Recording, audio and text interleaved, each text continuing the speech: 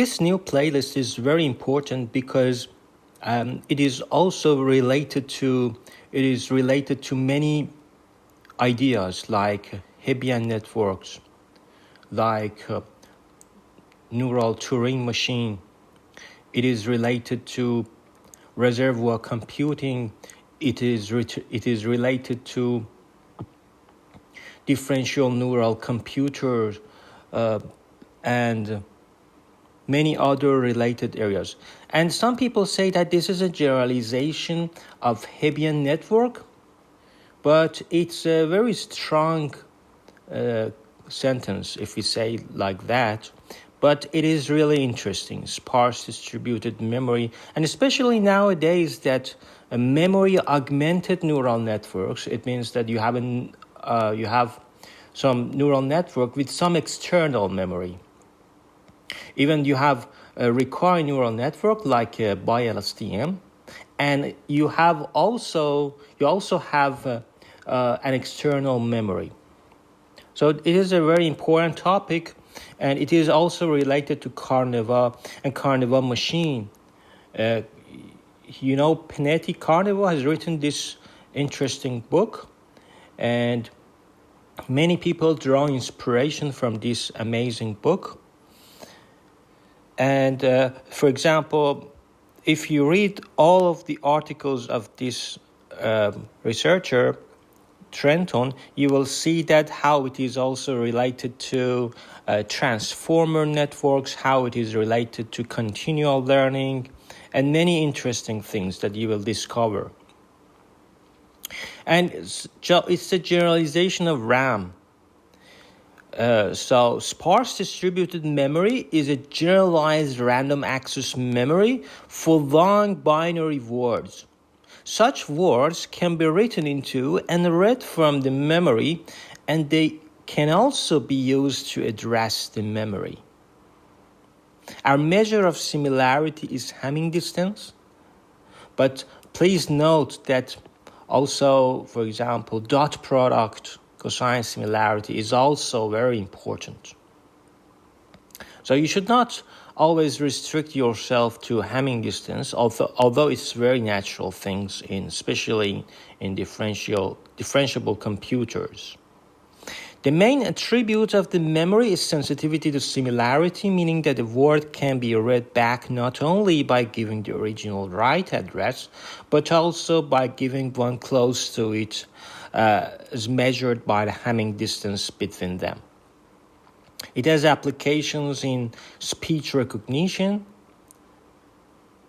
For example, we want to know how to detect word boundaries and how to adjust to different speakers.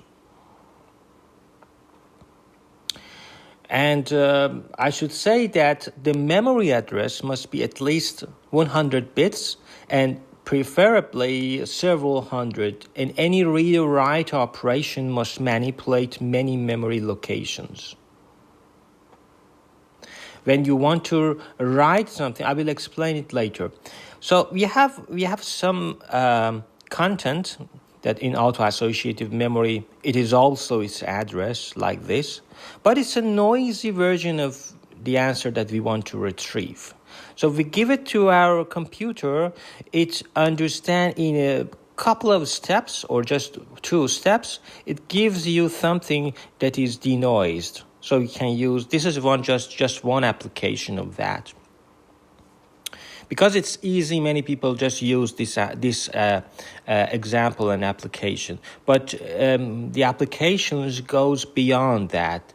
Because our brain, 95% of your brain is made of associative memory. I mean, the operations that you you can consider reasoning as a kind of associative memory. That I will explain why.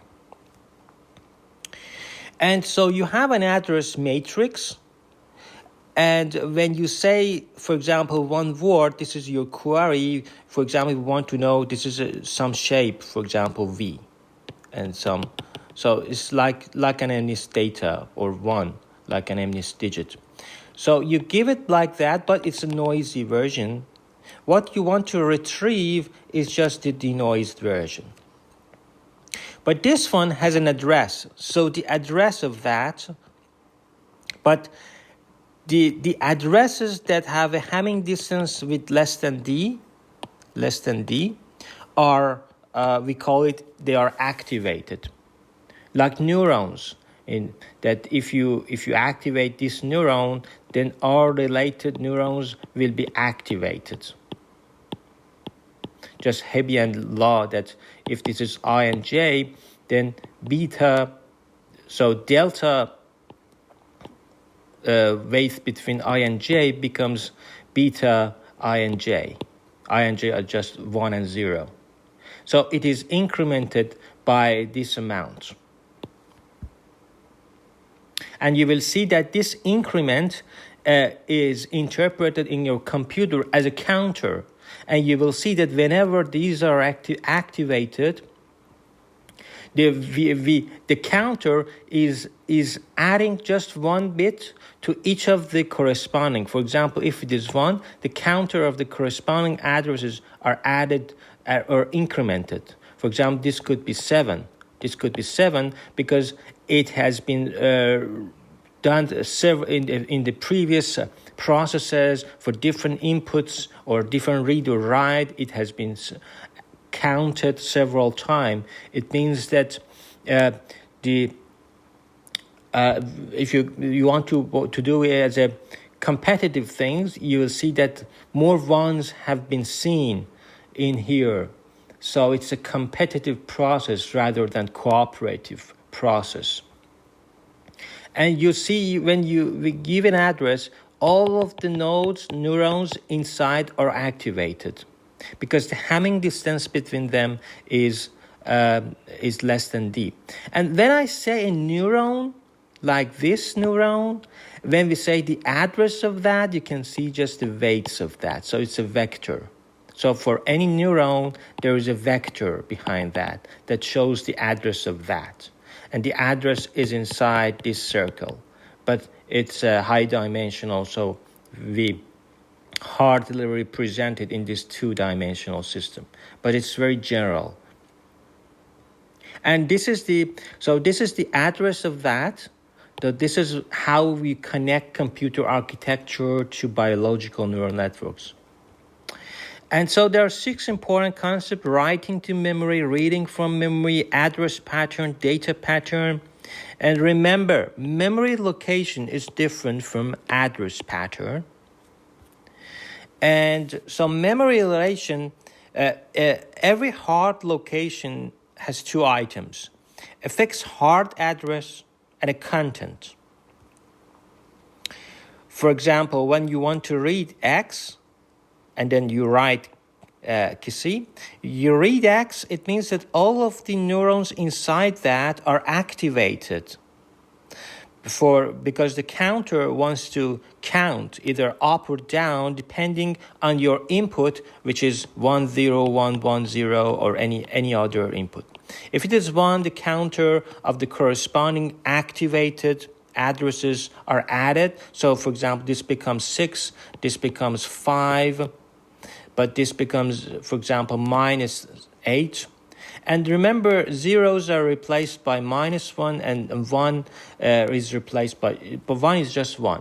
But the reason that we do it, because at the end of the time, all of these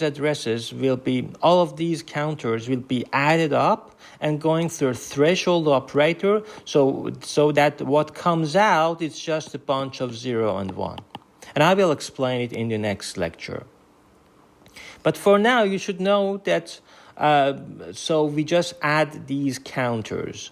We add this one, and when we have another content of the second input operator, and then we add it if there is one.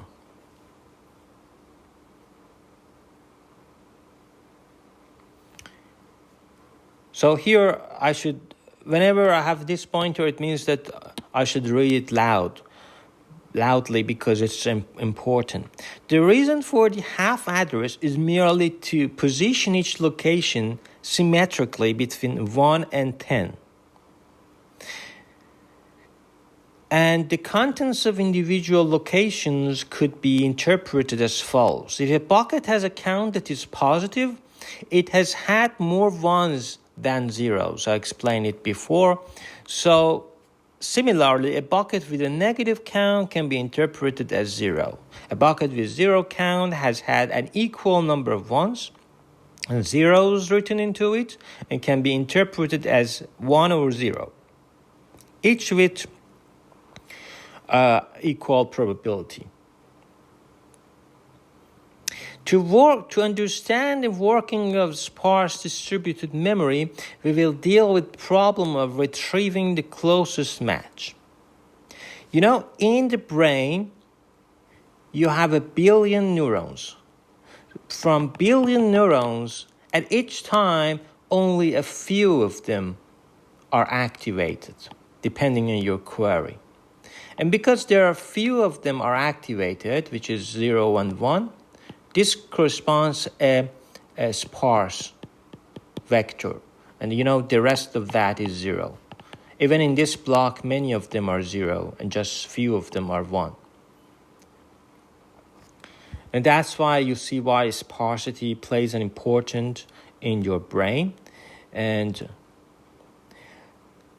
so you may see that I get the closest one to the query X. For example, this one is the closest one. But this is a naive approach. You should take all of these dots inside this circle, and you will see why it plays an important role. It wants to say that, let me tell you this, an average of something is a conservative thing, like a politician who is a conservative. And it doesn't say anything about it, but it's a marriage of different opinions.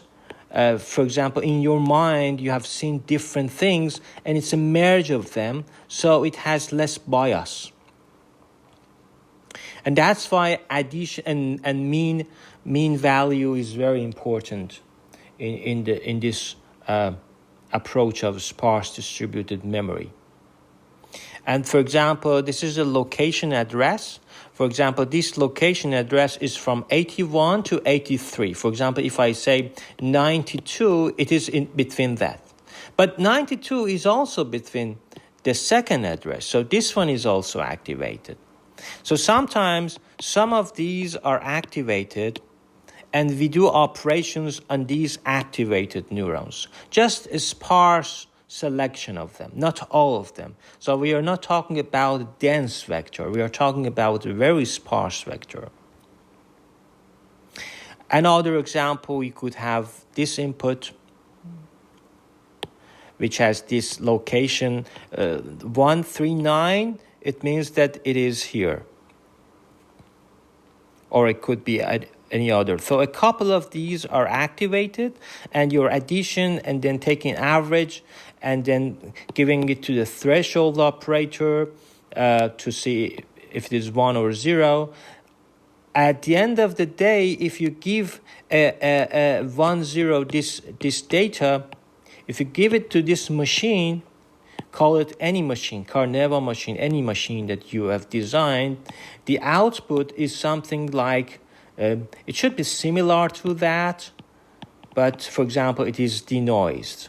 Denoised version of this 1 or 5 MNIST data, denoised version of that will be appeared, hopefully.